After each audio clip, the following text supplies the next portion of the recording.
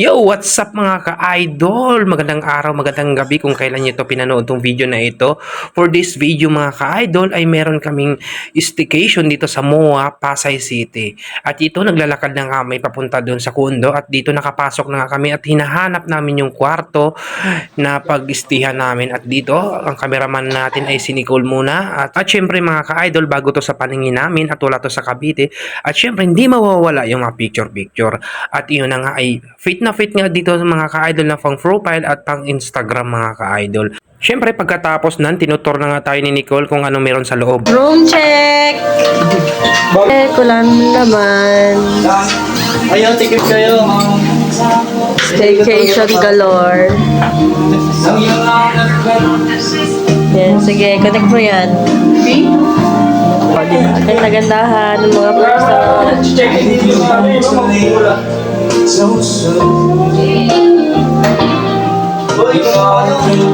Yes, mga gamit. Vanity mirror.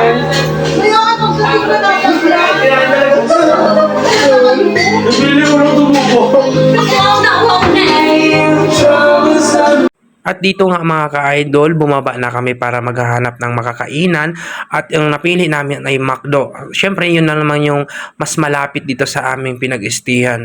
Kaya yun, dito na lang kami kumain kasi gutom na rin kami. At ang nakakatawa dito mga ka-idol, kung napanood nyo yung video natin na kaka-upload lang, ay matatawa lang talaga kayo kung paano ako nabaliw dito. At siyempre naman, di naman first time sa akin na kumain sa McDo na meron kasing ganito. At siyempre, dala na rin sa gutom at puyat at pagod sa biyahe.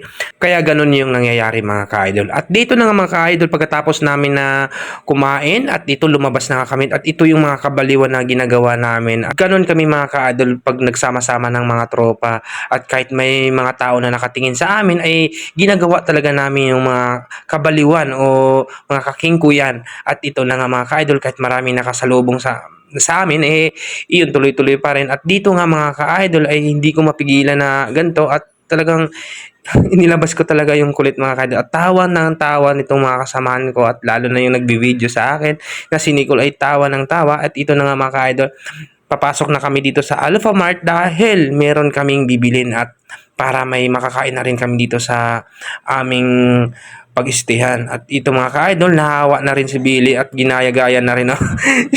Napakalupit talaga ni paring Billy talaga. At yun na si Julie, gusto na rin gumaya pero wala, nahiya siya Hindi siya sinabayan ng trip ng mga kasama niyang babae. At yun mga ka-idol, papasok na kami dito. At dito nga mga ka-idol, namimili na kami ng aming mabibili para meron kaming pagkain. Siyempre, 24 hours kami dito sa aming pag-istihan. Kaya, kailangan namin ng bumili ng maraming pagkain para hindi kami bili ng bili. Lalo na sa Maynila, mga ka-idol, ay puro Jollibee lang yung McDo. So, napakamahal po. Kaya, dito na isipan namin na bibili na lang ng hotdog.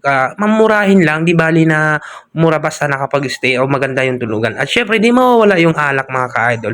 At dahil tinatanong namin yung ano ng kondo, at syempre, nagtanong kami kung pwede ba mag-inom at pwede naman daw. Kaya ito, syempre, di kami magpapahuli. Bibili kami ng alak at yun nga ay, hindi ako nakakamali, ay kalahating case ng Sanmig apple lang naman. At dito nga mga ka-idol, syempre, dito na yung aming hinihintay at nagbubunutan na kami ng mga regalo kasi meron kaming change gift dito mga ka-idol. At syempre, ito nga. At dito mga ka-idol, si Jen yung unang makakuha ng regalo at dito pagbukas niya, ito yung laman ng kanyang regalo mga ka-idol. And next naman, at syempre si Jen naman yung magbibigay ng regalo para kay Umbay. At dito nga mga ka-idol, tuwan-tuwa si Umbay kasi alam niya na ano yung laman ng kanyang regalo mga ka-idol. Dito na nga ay Stitch na nga mga ka-idol dahil favorito po niya ang Stitch mga ka-idol.